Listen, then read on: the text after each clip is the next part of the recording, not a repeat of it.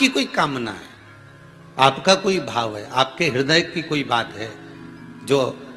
बहुत दिनों से लगे हुए हो और बाबा हो सकता है कि किसी कारणवश पूर्ण ना हो रहा हो। कई लोग कह भी देते हैं गुरुदेव, कोई कोई कहते हैं, जैसे आज कोई कह रही थी बच्ची की मैंने शिव महापुराण में पशुपति व्रत सुना और उसको करा, उसका लाभ मुझे मिला।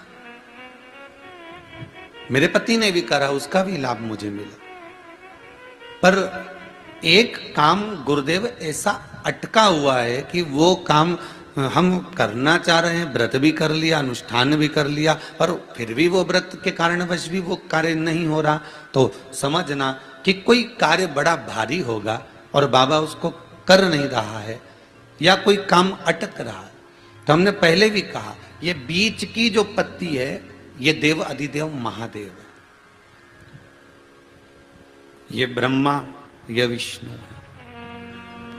इन दोनों पत्ती के मिलन से लेकर इस पत्ती के बीच की जो डंडी है, ये नीचे की डंडी का वर्णन नहीं कर रहे हैं, इन दोनों पत्तियों के बीच में जो डंडी है बची हुई,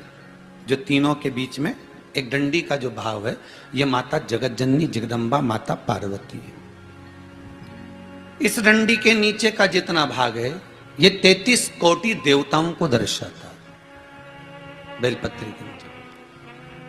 पिछले वर्ष की श्रावण की कथा यदि आप निकालेंगे और उसको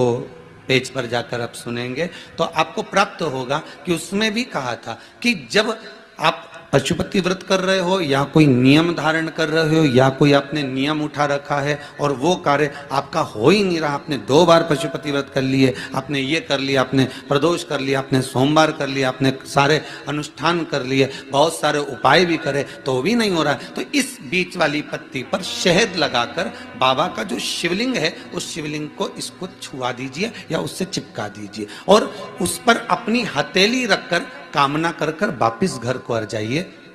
बाबा आपकी वो मुराद शीघ्र 3 महीने के अंदर पूरा कर ही देता है, ये पक्का।